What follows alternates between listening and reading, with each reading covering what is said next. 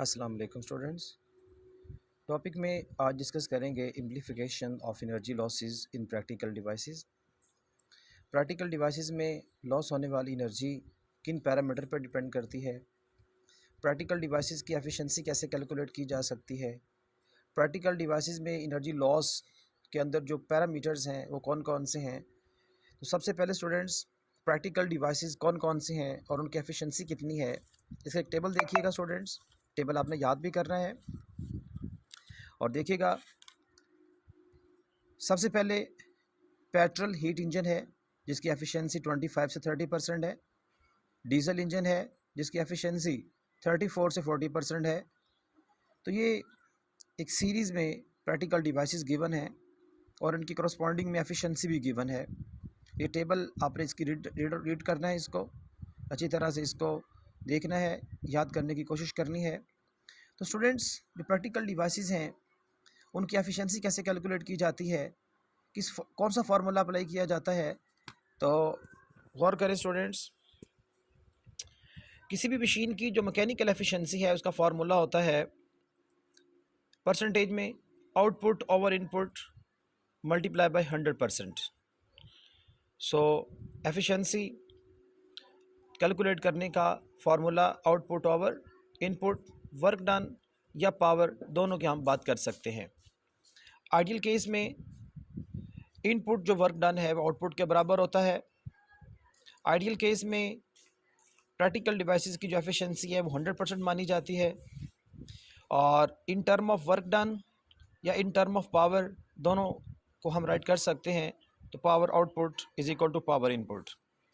But practical case में power output input से कम होती है, वर्क डन जो आउटपुट है वो इनपुट वर्क से कम होता है, एफिशिएंसी 100% से कम होती है लेकिन ज़ीरो नहीं होती। 100% से कम है लेकिन ज़ीरो नहीं होती, इसके दरमियान इनकी रेंज होती है। जैसे कि आपने पहले टेबल देखा है, डिफरेंट प्रैक्टिकल डिवाइसेस हैं और उनके डिफरेंट एफिशिएंसी आप लोगों ने देखी है। अब यहाँ पे मज़ीद थोड़ा एक्सपेंड करते हैं फार्मूला को। वर्क आपको पता है एफ डी के बराबर होता है, तो यहाँ पे वर्क को ओपन करें तो एफ डी आउटपुट जो आपके पास आउटपुट है तो पावर फोर्स आउटपुट साथ में डिस्टेंस आउटपुट, और नीचे वर्क इनपुट था तो वर्क का फार्मूला एफ डी, तो फोर्स इनपुट और जो डिस्टेंस है वो आपके पास इनपुट आ जाएगा मल्टीप्लाई बाय 100।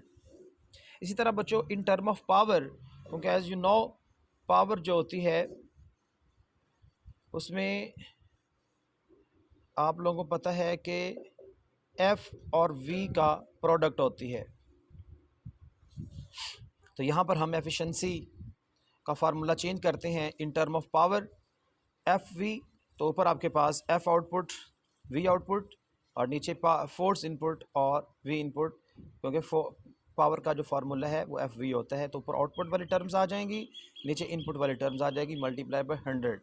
सो ये फार्मूला वर्क के केस में है और ये आपके पास पावर के केस में है। अब यहाँ पे आउटपुट क्या होता है स्टूडेंट और इनपुट क्या है। तो आउटपुट क्या है जी बच्चों, machine move a load through a distance D.